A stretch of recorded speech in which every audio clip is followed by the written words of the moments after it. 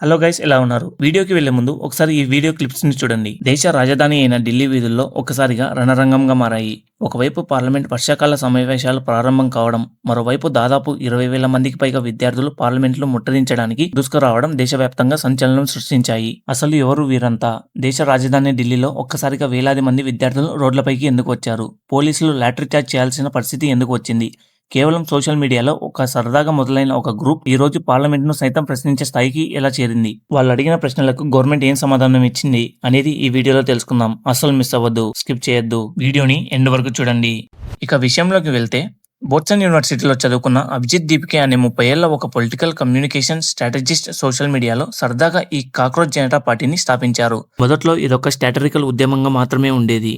కానీ ఎప్పుడైతే మన దేశంలో మే 3న జరిగిన నీట్ యూజీ పరీక్ష పేపర్ లీకేజ్ వ్యవహారం బయటపడిందో, లక్షలాది మంది విద్యార్థుల జీవితాలు రోడ్డున పడ్డాయో, అప్పుడు ఈ సోషల్ మీడియా పేజీ ఒక తీవ్రమైన పోరాట వేదికగా మారింది. అభిజిత్ ఒక గూగుల్ ఫామ్ పెట్టి విద్యా సంస్థలు మార్పు కోసం మనతో ఎవరు కలిసి వస్తారని అడిగితే, కేవలం కొన్ని రోజుల్లోనే లక్షలాది మంది విద్యార్థులు, యువత అందులో సైన్ అప్ చేశారు. ఆన్లైన్ లో మీమ్స్ వేసే కాక్రోచ్ ఆర్మీ కాస్త రోడ్ల మీదకి వచ్చి హక్కుల కోసం పోరాడే ఒక రియల్ స్టూడెంట్ ఆర్మీగా మారింది. మొదట జూన్ 6న ఢిల్లీలోని జంతర్ మంటర్ వద్ద సీజేపీ మొదటిసారిగా భారీ ఆఫ్లైన్ నిరసన చేపట్టింది. ఆ తర్వాత ఈ నిరసన జ్వాలలు హైదరాబాద్ వరకు కూడా తాగాయి.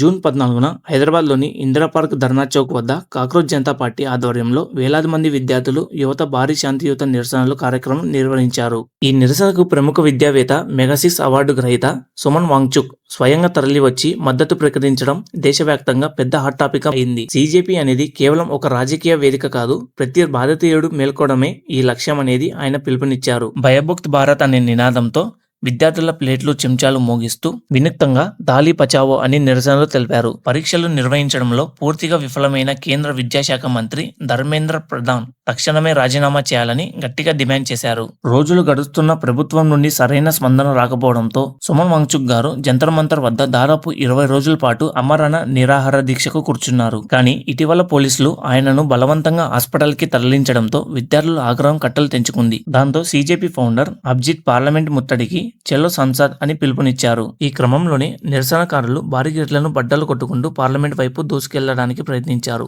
పరిస్థితి అదుపు తప్పడంతో పోలీసులు లాటరీ చార్జ్ చేశారు, స్మోక్ గ్రెనేడ్లు ప్రయోగించారు. ఈ ఘర్షణలో 100 మందికి పైగా విద్యార్థులు, కొందరు పోలీసులు కూడా గాయపడ్డారు. చాలా మందిని నిర్బంధించారు. ఈ యుద్ధమ తీవ్రత ఎంతలా ఉందంటే, అటు పార్లమెంట్ లో ప్రతిపక్ష నేత మల్లికార్జున ఖార్గే గారు నీట్ లీకేజీపై సీజేపీ నిరసనలపై చర్చ జరపాలని పార్లమెంట్ను స్తంభింపజేశారు. ఇటు ఉద్రిక్తతలు చల్లార్చడానికి కేంద్ర మంత్రి జేపీ నడ్డా గారు స్వయంగా సీజేపీ ప్రతినిధులను తన నివాసానికి పిలిపించుకొని చర్చలు జరిపారు. సీజేపీ ముఖ్యంగా 3 డిమాండ్లు చేపట్టింది. మొదటగా సుమన్ వాంగ్చుక్ ను తక్షణమే విడుదల చేయాలి. ఇక రెండవది, విద్యాశాఖ మంత్రి ధర్మేంద్ర ప్రధాన్ రాజీనామా చేయాలి. మూడవది, నీట్ ఒత్తిడితో ఆత్మహత్య చేసుకున్న 20 మందికి పైగా విద్యార్థుల కుటుంబాలకు ₹1 కోటి ఇవ్వాలి. అయితే ప్రభుత్వం నుండి ఒక స్పష్టమైన హామీ రాకపోవడంతో ఈ చర్చలు విఫలమయ్యాయని, తమ డిమాండ్లు నెరవేరే వరకు జంతర్ మంతర్ వీడేది లేదని, పోరాటం కొనసాగుతుందని సీజేపీ స్పష్టం చేసింది. చూశారుగా, దేశంలో ఎన్నో పెద్ద పెద్ద పొలిటికల్ పార్టీలు ఉన్నప్పటికీ కేవలం ఒక ఆన్లైన్ మీమ్ పేజీలా ప్రారంభమైన ఒక గ్రూప్ ఈ రోజు లక్షలాది మంది విద్యార్థుల గొంతుకాక మారి దేశ రాజధానిని, పార్లమెంట్ను సైతం ప్రశ్నించే స్థాయికి చేరింది. ఇది కేవలం ఒక పరీక్షకు సంబంధించిన గొడవ కాదు, మన దేశ విద్యా సంస్థల్లోని లోపాలను సరిదిద్దాలంటూ యువత చేస్తున్న ఒక పోరాటం.